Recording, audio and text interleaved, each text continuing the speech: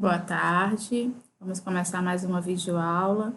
E a gente começa a nossa videoaula hoje com uma leitura voltada para o Pequeno Príncipe, tá certo?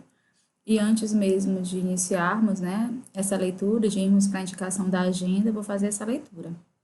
Gostaria que você pegasse o material para a aula de hoje, né, dispusesse aí desse material para que você possa atualizar e se situar no que você vai precisar. Então, a leitura, né, da aula de hoje, eu começo hoje com a do Pequeno Príncipe, que diz, né, à noite você olhará as estrelas. A minha é pequenina demais para eu lhe mostrar onde está. É melhor assim, pois qualquer uma delas será para você a minha estrela. Então você vai ganhar de olhar para todas as estrelas. Todas elas serão suas amigas. E, ademais, quero lhe dar um presente. Ele riu outra vez. Ah, rapazinho, rapazinho, adoro ouvir esta risada, pois este será o meu presente, será como a água. O que você quer dizer? As pessoas têm estrelas diferentes. Para alguns que viajam, as estrelas são guias. Para outros, não passam de pequenos luzeiros. Para os sábios, elas são problemas. Para meu homem de negócios, eram ouro. Mas todas estas estrelas se calam. Você, porém, terá estrelas como ninguém. O que você quer dizer? Quando você olhar para o céu à noite, visto que habitarei numa delas, visto que estarei rindo numa delas, então para você será como se todas as estrelas rissem. Você terá estrelas que sabem rir. Né? Então, é com essa preciosidade que a gente inicia, né, a nossa aula de hoje, tá certo? Um trecho, né, do livro Pequeno Príncipe, muito, muito interessante, que vale a pena ler, tá bom? E agora, né, a gente vai para a indicação, né, da nossa agenda, tá bom? O que é que nós temos hoje para a indicação da nossa agenda? Nós temos a correção do módulo 2, da página 80 e 82, que encerra a leitura, né, do módulo 2, e a gente começa no módulo 3 com cartoon, tá certo? Na resolução da página 12 a 14, e fica aí um PDF para vocês de leitura e interpretação. Vai ser postado no Classroom para que vocês possam responder. Não precisa fazer impressão, o pessoal pode só anotar as respostas sem nenhum problema. A única orientação é que seja de forma organizada. Então, vamos aí, né, para a correção da página 70. Volta lá, página 80 a 82, tá bom? Olha aí, a última aula eu terminei, finalizei, lendo o texto, tá certo? Então, a gente começa agora na aula 15, aqui bem na página 80, que diz assim: observando a cena do filme Alice no País das Maravilhas, reproduzido na página anterior, e a capa do DVD acima, que considerações você pode trazer sobre a adaptação da obra para o cinema? Comente com a turma suas impressões, né? Então, você vai comentar, resumidamente, aquilo que lhe chamou mais atenção, a sua percepção sobre o que está sendo perguntado, tá bom? Em seguida, ele coloca, das informações apresentadas na resenha, qual delas você considerou fundamental para despertar no leitor interesse pelo filme? Justifique sua resposta, né? Então, você pode dizer que as características, né, positivas que o filme aborda para a gente, do acreditar, de não desistir, da lealdade, da amizade, né? Essa resenha crítica, ela traz esses elementos positivos que você vai perceber também, tá bom? Aí a gente vai para a página 81, na terceira questão, que diz assim: a resenha crítica traz informações que justificam o fato de Tim ter sido escolhido para dirigir o filme. Ah, que informações são essas, né? Então, pessoal, para vocês se atentarem a essas informações, é importante que vocês leiam com bastante atenção, né? Então, que informações são essas? Ele já havia dirigido diversas obras voltadas ao universo fantástico e gótico. Então, a experiência dele contou muito nesta escolha, nessa seleção. De que maneira essas informações se relacionam à obra original Alice no País das Maravilhas? A história original apresenta muitos elementos fantásticos, como os personagens e o próprio local onde os fatos ocorrem. O País das Maravilhas, cujo acesso se dá por meio de um buraco, né? De novo, a história original apresenta muitos elementos fantásticos, tá certo? Como os personagens e o próprio local onde os fatos ocorrem. O País das Maravilhas, cujo acesso se dá por meio de um buraco. A escolha do diretor também foi responsável pelo sucesso da produção cinematográfica? Explique. Sim, a escolha do diretor rendeu uma bilheteria de mais de US$ 1 bilhão. Olha aí, pessoal, né? A escolha do diretor, né, rendeu uma bilheteria de mais de US$ 1 bilhão, né? O texto explica como ocorreu a produção do roteiro e como a história acabou tomando um rumo diferente do que era esperado. Então, a gente está vendo isso aí na quarta questão da página 31. É sempre importante que você leia com calma o enunciado, que você entenda, que você perceba. Se tiver dúvida, retoma lá para o texto, né? Sem nenhuma pressa, né? Não tem que ter pressa. A leitura é realmente esse mundo a ser descoberto por vocês, tá certo? Aí você vai lá, né? O que era esperado dessa produção? O que eles esperavam com o lançamento desse livro? Era esperado que fosse uma refilmagem da animação Disney produzida em 1951. A professora sei disso como? Tá lá no texto, bom? Que mudanças apareceram no filme comparando com a animação produzida em 1951? Você percebeu? Professora, não sei não, 1951 não. Necessariamente você não precisava estar em 1951, mas ter lido o que se falou sobre 1951. Aí, ó, a versão de Tim Burton apresentou Alice em outra fase da vida, a adolescência. Assim, o filme traz uma espécie de continuação da história. Né? Tá bom? Aí você vai fazer essa análise aí. O que contribuiu para que ocorressem essas mudanças? A roteirista se inspirou em outro livro do mesmo escritor, Alice no País das Maravilhas, que dá continuidade à anterior, né? A novela anterior. Então, pessoal, é importante ler.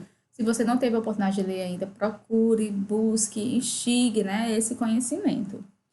O resenhista comenta que a missão da personagem Alice nesse filme é destronar a Rainha Vermelha e diz que tal missão está relacionada ao seu processo de amadurecimento no mundo real.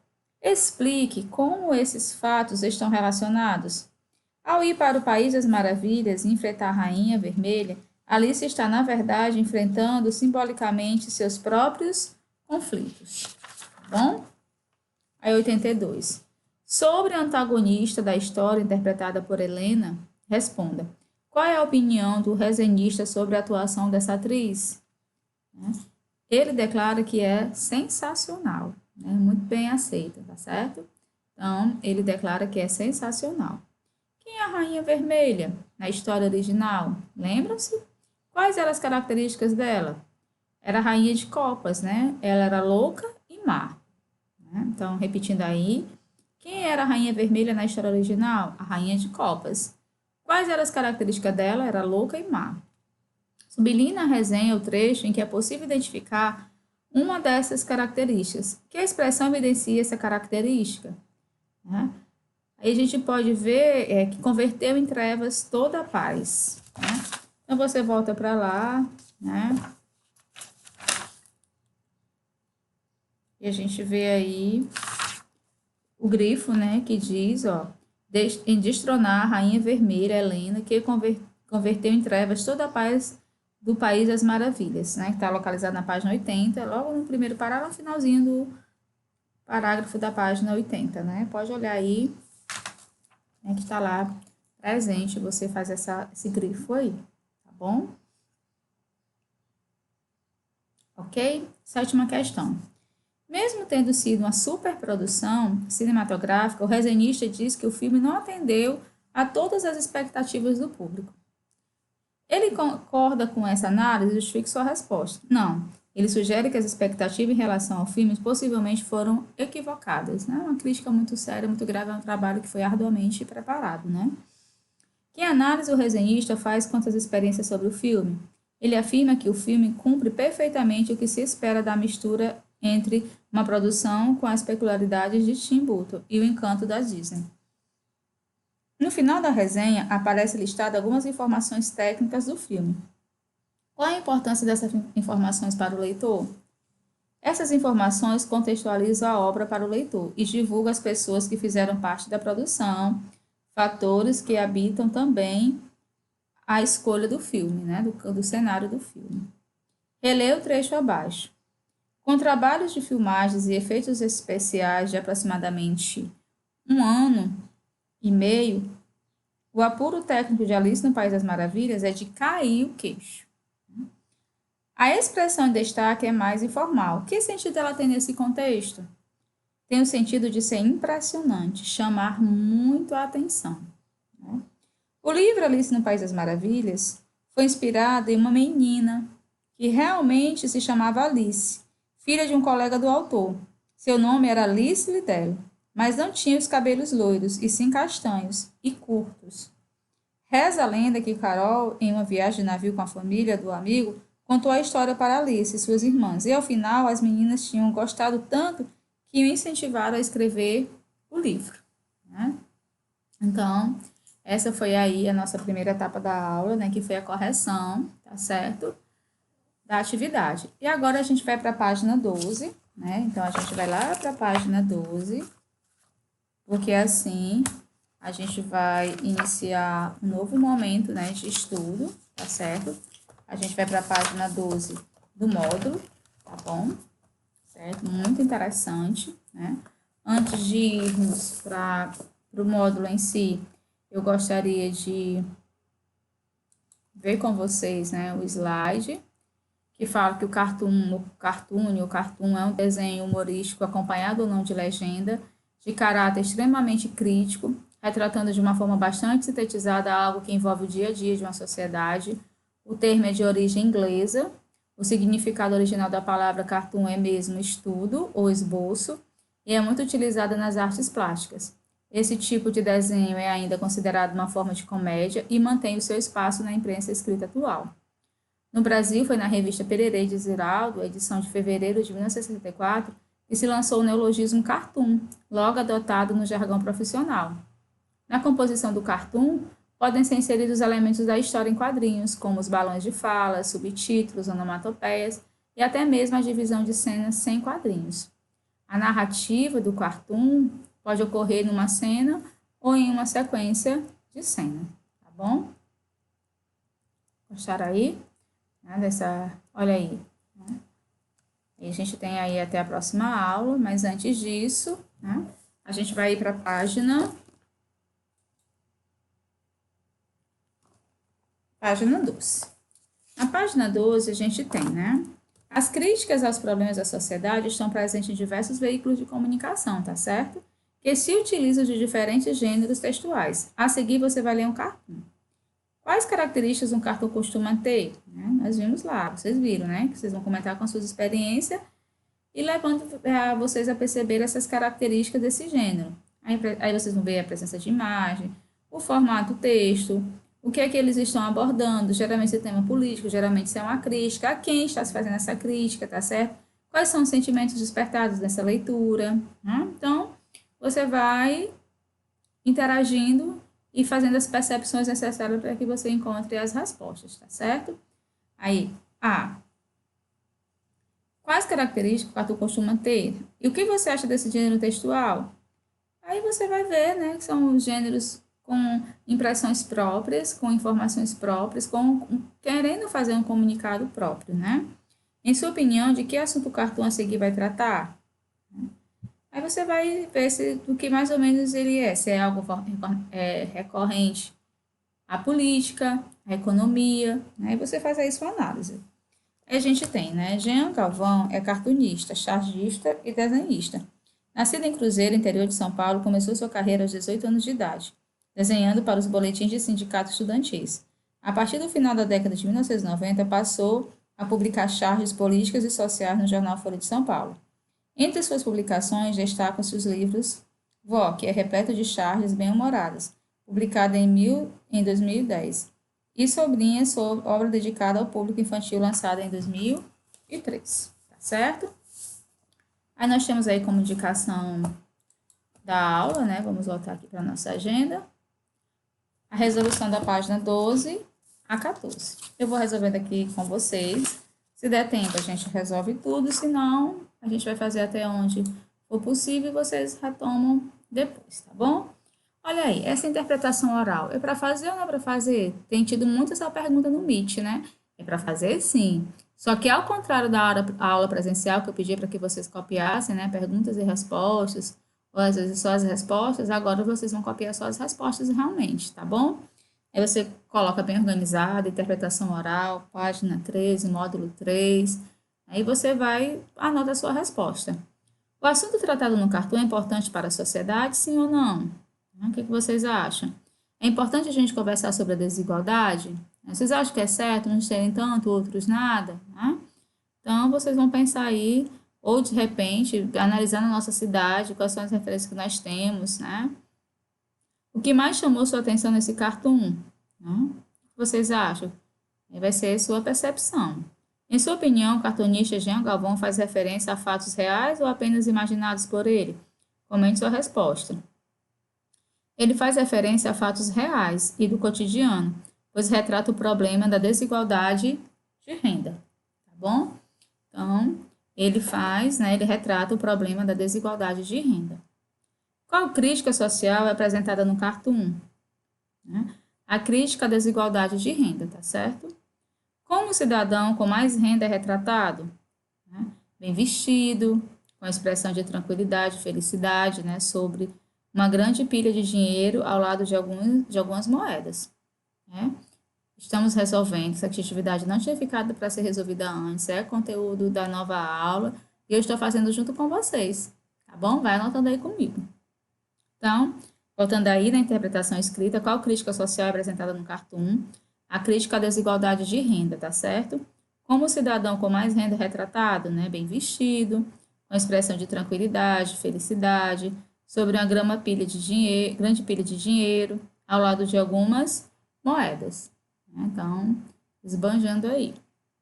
E como é retratado o cidadão com menos renda? Mal vestido, com expressão de preocupação e tristeza sobre uma pilha de papelão ao lado do lixo. Né? Em sua opinião, com que finalidade esse cartoon foi produzido?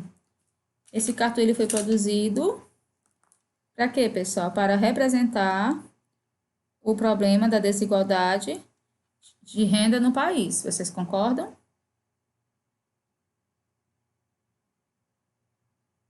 O que se espera do leitor após a leitura do cartoon? Espera-se que o leitor se sensibilize e se conscientize do problema social apresentado. É isso, né? Espera-se que o leitor se sensibilize e se conscientize do problema social apresentado. Os textos, né, pessoal, geralmente eles têm essa intenção comunicativa mesmo. Certo? Esse cartoon apresenta uma sequência de quadros ou apenas um quadro? Apenas um quadro.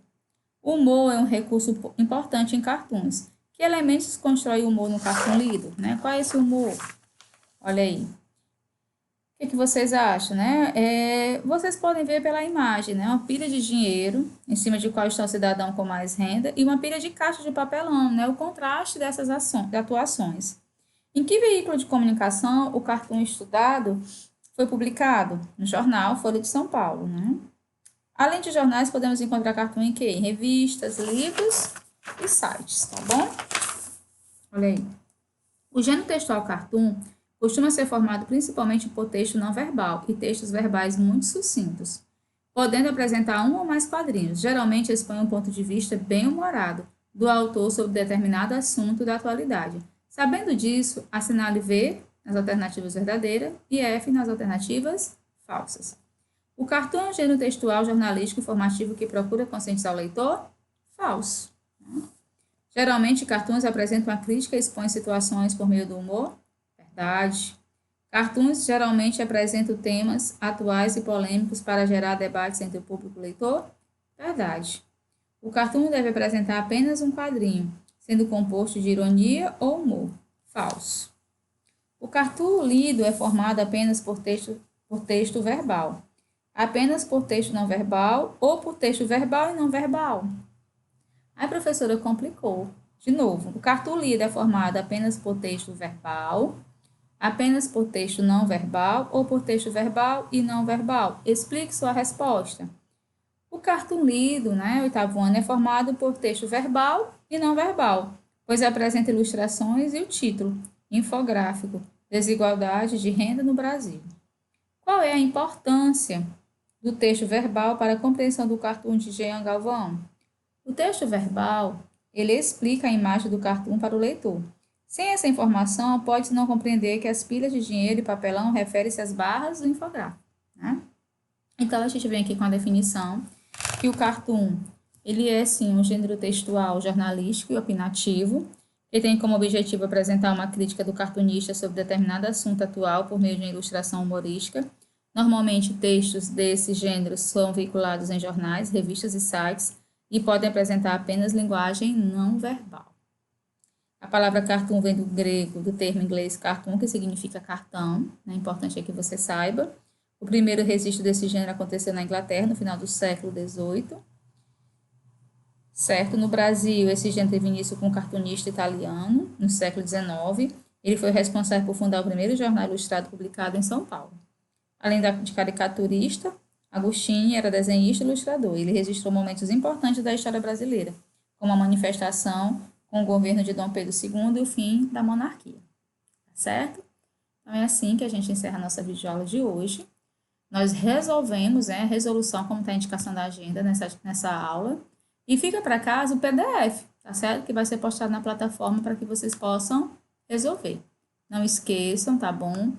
De fazer bem organizado, não precisa fazer impressão, mas anote as respostas, né, para que a gente possa corrigir na próxima aula. Um abraço carinhoso, até a nossa próxima videoaula, se Deus quiser.